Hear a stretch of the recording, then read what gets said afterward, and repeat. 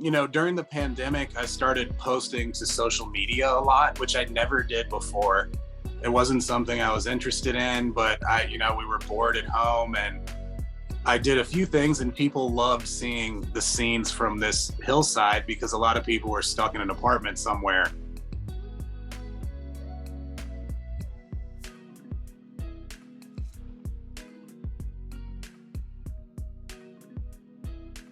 Here we are with Andy Thorn, banjo player from the legendary bluegrass band Leftover Salmon. Andy, so glad to have you on here, man. How you doing today? Doing really good. Thanks for having me. Nice to be home today. So for everyone out there listening, you may recognize Andy from social media. He's gone viral for playing banjo in the mountains with his fox friends. Andy, man, so glad to have you here. And, you've got this new solo album coming out. To start this off, can you take us back and like take me through that very first encounter with you and Foxy? We moved in here in 2015. We live about 15 minutes out of North Boulder, but you go up like 2,000 feet and it really opens up into a beautiful neighborhood with all this space. So ever since we moved in, we've just been seeing tons of animals and a lot of foxes, deer, mountain lions, bears. So that's always been really cool, but I guess we've always been on tour a lot. So it wasn't until the pandemic that we started to realize that the same fox came over almost every day. And then one day I was playing banjo on the deck and he seemed really interested in it. And that's where we sort of started this whole thing. And it definitely wasn't anything we thought we were going to put on YouTube or anything like that at first. It was just an amazing thing that was happening during the pandemic because we couldn't do anything. We weren't allowed to go anywhere. But we had this fox stopping by.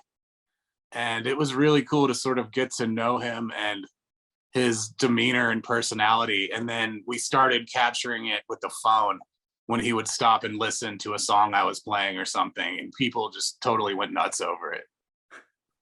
So you're there playing the banjo and the fox stops dead in his tracks, looks you right in the eye while you're playing. And you're there locking eyes with this fox playing. What does that feel like? He wasn't always transfixed because sometimes it was cool because he's kind of a snobby music fan in a way, because when I'm doing my normal 3-finger banjo thing, which is a little bit more aggressive, a little bit faster and louder, he didn't really get that into it. It wasn't until I was playing clawhammer banjo one day that he was like, oh, it's in an open tuning and it really vibrates a lot or something. I don't know, something about that got him to listen and stop. And that's kind of what inspired me to do all this clawhammer. The whole album is clawhammer. I don't know if you know the difference, but so in the band where we're like playing fast stuff, and in most bluegrass you play with picks on. I don't have any right here, but you have 3 fingers on. And when I started doing this stuff for the fox, it's clawhammer, which is no picks. It's a little more organic. You're kind of playing rhythm and melody at the same time. Are you sure it's always been just one fox? No. But during the pandemic, we did know that it was the same fox because we were home every single day. You could see that it was him. There were only like 2 or 3 foxes that came by regularly then, and we could tell each one apart. So that was really neat. And now, like this summer, we've been in and out so much, we don't really know who's who. Not to mention the foxes had 6 babies right over our hillside, which was the coolest thing ever because we sort of had kids at the same time. So we were like, the fox that we knew really well was a male that we named Foxy. And one day we were out there with his cubs and my baby and me and my wife. And it was just this magical thing. And but now we have no idea who's who. That's literally a Disney movie that I feel like I've already seen. My favorite comment is, "This guy is a Disney princess." That was probably my favorite comment. Mine too. So Andy, jumping a little bit to the side, like I'm very curious to, seeing these videos, gorgeous sunrise over the mountains, you playing your banjo. It's almost like, you can hear it, but that the image alone would be a great painting. How does nature inspire you as an artist? Nature's probably my biggest inspiration in music. I've always like those two things have always been hand in hand for me. I played electric guitar growing up. I was in like the jazz band and I was in jam bands, but I always played banjo too. And I think the thing that really I loved about banjo is that you can take it camping, you can take it backpacking, you can be outside playing it. Electric instruments, I really see the value in them, but to me, I want to be able to like go play around the campfire. I want to be able to go backpacking with it. So I was in Boy Scouts growing up. I'm a friggin' Eagle Scout and everything. And we had this musical troupe. We went on these backpacking trips and we would like jam everywhere we were going and people loved it. And then, in college, I was stuck in North Carolina, which was great. I love North Carolina and Chapel Hill, but I always wanted to move to Colorado because of the nature that you can experience here. And since I moved here, it's been a dream to live on this hillside and write music on the deck while I'm watching animals prance around, and it's the best, you know? Do you ever feel just like mind blown that, we even exist, that nature is even a thing? Like, how are we here in the first place? And like, does that concept inspire you as an artist? Yeah, I think so. I mean, it is, we're just a tiny speck in this crazy universe. Who knows what's really going on out here? But I just like to enjoy life. I just want to do the things I like, and I really like to be outside. I like to be hiking, biking, skiing, and I like to be playing the banjo outside. Playing for crowds in a packed venue is an amazing feeling, though. Don't get me wrong, I love that too. But my favorite place to play is right here on this hillside for the animals and the family. Hmm. As a musician, do you ever think about the original purpose music served, like in its early times, music? It's crazy. Just the evolution of what's happened to the banjo. It didn't even have a fifth string. I don't know enough about it to speak on this topic probably, but it came over from Africa and who knows where it originally started out. And yeah, like music's always been this primal thing. There weren't any electric instruments in the beginning. There weren't yeah, there was no plugging in. You were just making sounds with um organic objects you could find. Like people were beating on rocks, or then one day they figured out, oh, you can stretch an animal hide over this or that and you can make a drum.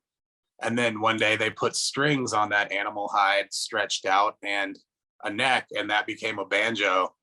And somehow it's transferred into what it's become today. I've always been interested in that early stuff, though. I actually made a gourd banjo years ago, Hmm. because that's where the origins of the banjo came from. And just the fretless gut strings with the gourd and the hide stretched over. There's something really primal there. I'm curious to hear your take. Like, so using as an example, an organ with a Leslie like amplifier, Right. how it also could be emulated through like a MIDI and an effect. But you'll see organ players lug around this like hundreds and hundreds of pound rig, Yeah. for like you mentioned, this organic like effect, this organic sound. And I'm Yeah. curious with like, what is your take on why that sound is more desired or can have a greater effect than something that's electronic? Just like because of what you said, it is real. It's a real sound. It's a thing twirling, and it's not an effect emulating that. And even if it's not the most not top notch effect out there, it's not going to sound quite the same, And something about the vibrations that you feel when it's a real instrument, like a real Leslie, as opposed to an organ patch on a keyboard or something, that you just can't match that. But I appreciate everything. I love pedals and I love like even just keyboards. They sound good enough to use on tour because you can't always bring the real thing around. Even what I do with the band, I compromise a lot of what I want my instrument to sound like. There's like when you hear a banjo just playing in a room, it sounds amazing. It sounds totally pure. The tone is perfect. It sounds like what it sounds like. Then once you play it into a microphone, it loses a little bit of something, but it still sounds really good. Now, in a jam band like ours, you have to plug in the banjo. So you put a pickup on the instrument, and all the acoustic instruments have a pickup, the acoustic guitar, the acoustic mandolin, and they instantly lose that natural quality.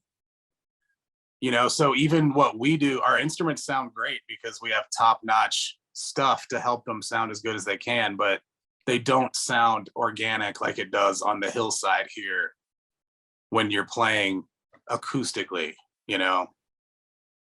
And you use this phrase, that natural quality. And Yeah. I feel like that can be unwrapped. Like, that's such a mysterious thing. Like, what about, and maybe you don't have the answer for this, but I'm just wondering myself, like, what about the quote unquote natural quality leads that kind of sound to having an impact on the listener in the way it does? Yeah, I mean, it just sounds real and it sounds raw and organic. It sounds like nature, but clearly unnatural sounds can have a huge impact on people too. Like look how popular electronic music has gotten and pop music. And I have nothing against those musics. I actually really like all that stuff. But when it comes to trying to replicate acoustic instruments on a big stage, you just lose the purity of those sounds. It's still good enough to make the show awesome, but you're compromising what you want it to sound like right away, you know? So sometimes at a show, I really just prefer to play my electric banjo because it's made to be electric, it's made to plug in, and it sounds great. It's not an acoustic instrument that you're trying to replicate the acoustic sound of. What's going on, y'all? Thank you for listening. Hope y'all are enjoying this, and hope y'all are enjoying Andy Thorn's new album. Just wanted to give a big thank you to Dialed In Gummies for sponsoring this podcast. And yeah, if you're in Colorado, definitely go get you some. Well, if you made it this far, thank you for listening. Just want to let y'all know we've got these hand-dyed, ice-dyed Weird Music Podcast tees, and we're also going to be making some sweatshirts. So if you'd like one, let us know. We'd love to get you one. Also want to give a big shout out to the geniuses over at Thrax CBD for sponsoring this show with their amazing products. Got a link in the description. Also, big thank you to our sponsor, J&J Distribution, Ohio's premier CBD and Delta 8 wholesale supplier. Retailers, check out their brands Kush Burst and 3Chi THC edibles. We got links in the description. And yeah, much love, y'all. Now back to the show. What about music do you think it was that attracted you so much to it you wanted to devote your whole life to being a musician? I mean, for me, a lot of it was that it was fun. And once you lose that part of it, it's over, man. Like people that take themselves too seriously, or it's all work, or they practice too hard. That might work for some people, but for me, like I love music because it's fun, and I love that it brings people together. And that's kind of what I noticed. I started playing when I was 12, but like in high school, I started playing with friends my age that I met, and we started these little bands, and those are still my best friends today. Like the friendships you can make from it, and just doing what you love for a living, and bluegrass has always been for me that thing where I can go camping and play it. I can go backpacking and play it. You can play it on your hillside. So that's what's always drawn me to bluegrass. And actually seeing Leftover Salmon as a teenager was a big part of what made me want to do it for a living, because I'd never seen anybody having that much fun on stage as these guys when they were in their 30s, man.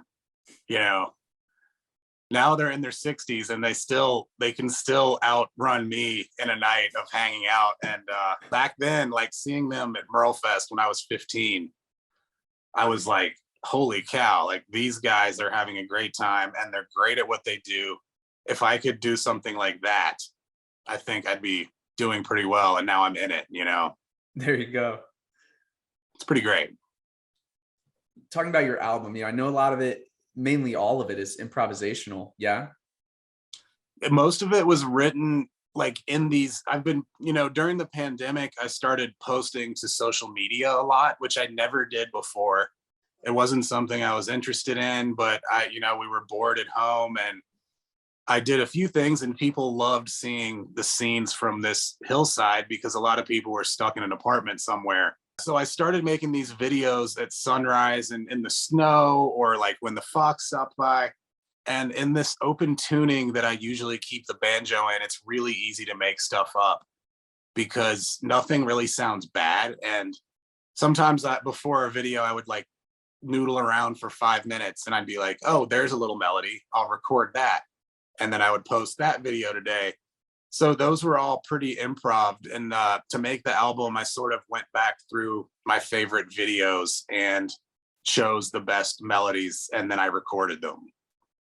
So they were all improv at the time of the original writing of the songs. And then it was cool to hone them in a little bit and record them. Talking about quality of songs, I'm curious to hear, and this is a completely subjective thing, or maybe not, but like, what do you think are the most important sticking points when it comes to putting together specifically an improvisational song? Like a song that's not necessarily, verse, chorus with lyrics, but an instrumental song like the songs on your album. You need some repetition. You need some sort of recognizable melody, maybe nothing that's already been done. But if you listen to these songs, you might say, oh, this sounds like that, or this sounds a little bit like that.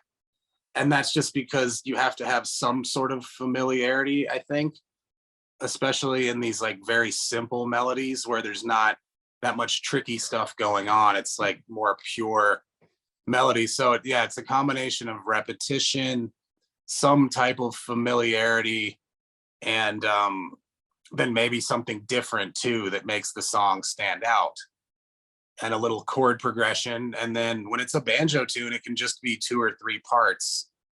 And most of these songs, there's not that much to them, and that's why it is relaxing. And that's why it's a nice sort of background listen, because you don't have to think about it too much. It just feels good in a way because it's simple and it's pure.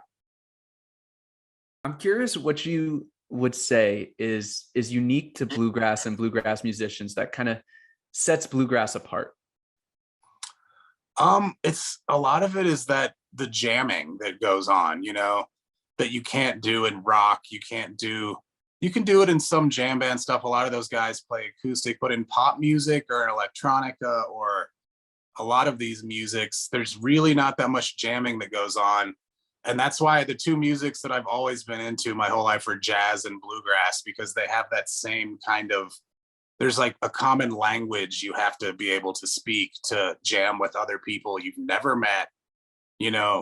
I went to France to teach at this workshop, and we can't speak the same language, but we have the same musical language. So we had jams until 5 a.m.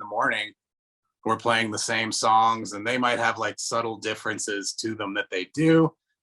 But that's really what's so cool about bluegrass and jazz to me, is that jamming that goes on behind the scenes at festivals and at campouts. Just that's something that's lost in a lot of music these days.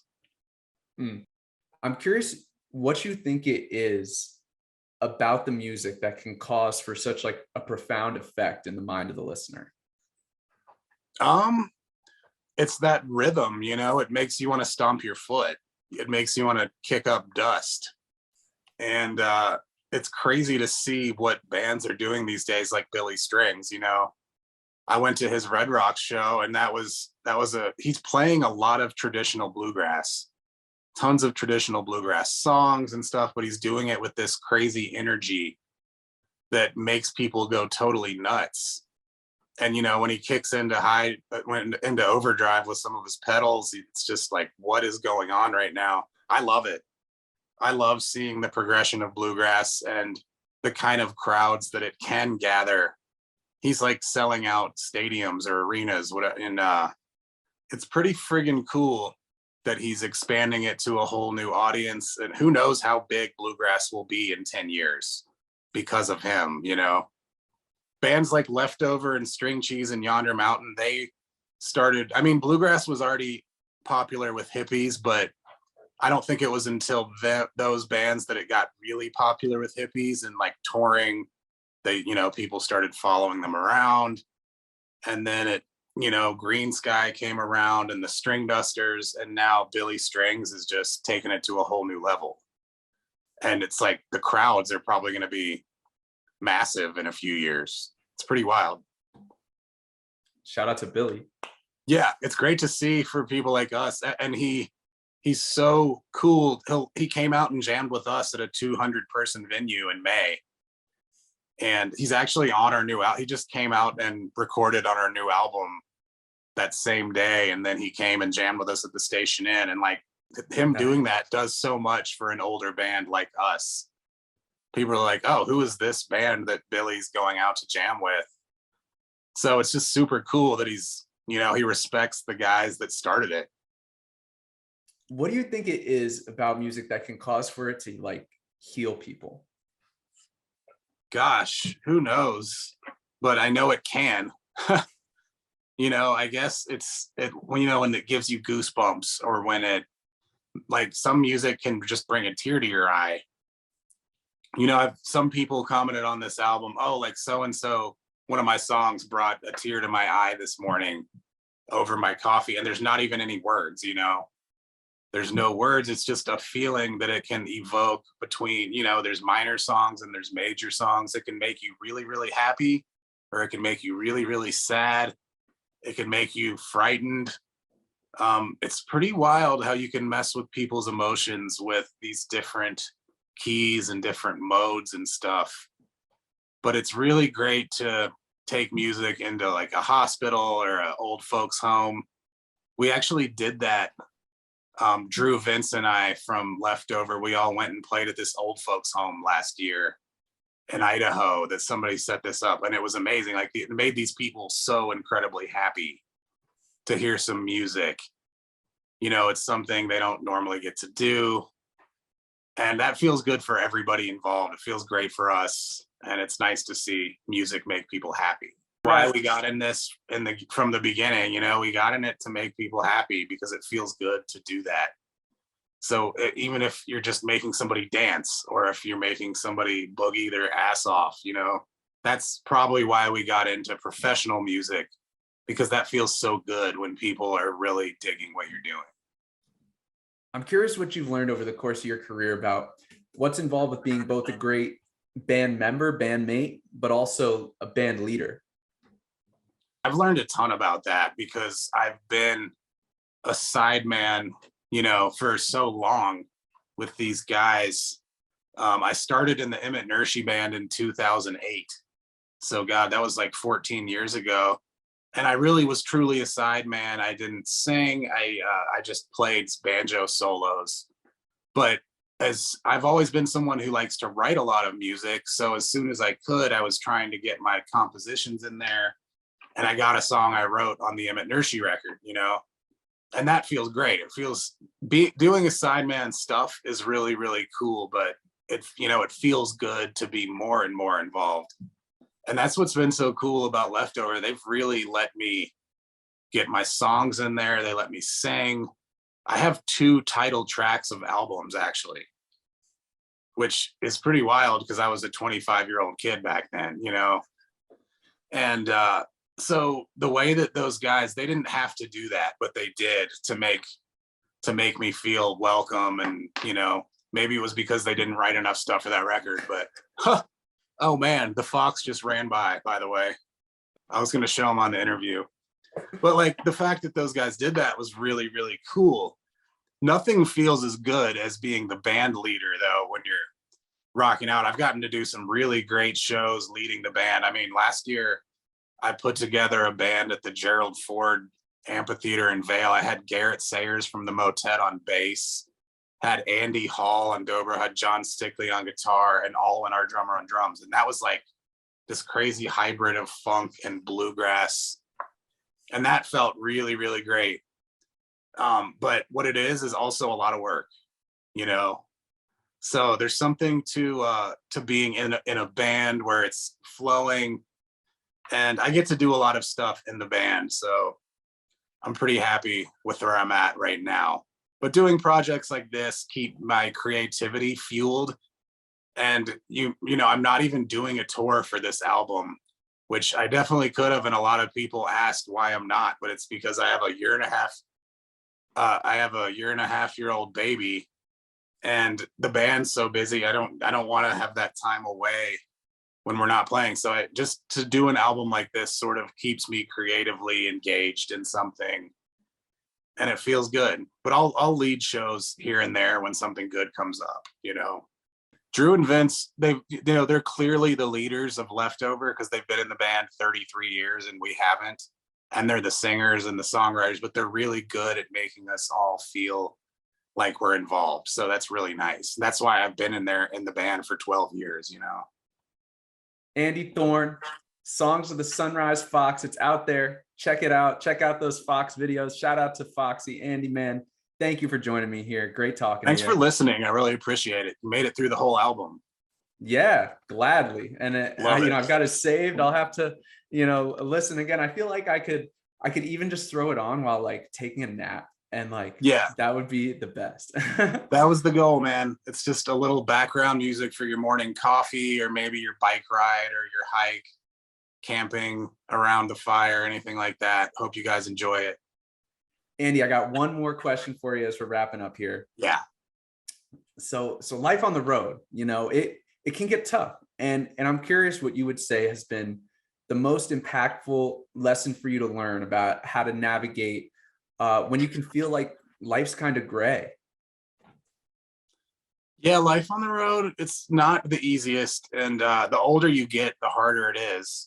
But in this band, you can't ever complain about how much we're on the road because these guys have been on the road for so long. They toured in a school bus for like 8 years, playing over 200 shows a year. And I'm just like, what? How the hell did you guys maintain your sanity?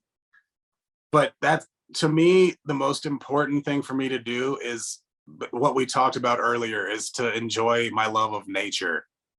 That's where I really come to recharge, like going on hikes and going on bike rides, going skiing. And that actually got really hard when I had a newborn baby, because you're not really going out on that many hikes in the snow in Colorado in the winter. So I didn't get a lot of my adventure time that I get when I have free time off. So like now, the last 6 months, my kid's a little older and we do all sorts of fun stuff together. So I'm getting that nature time again. And I've noticed I'm so much more together mentally. So for anybody that's doing something like that, go outside and hike, go out, like sweat. Andy Thorn, everybody. Clap track, round of applause. You. Thanks a lot, man.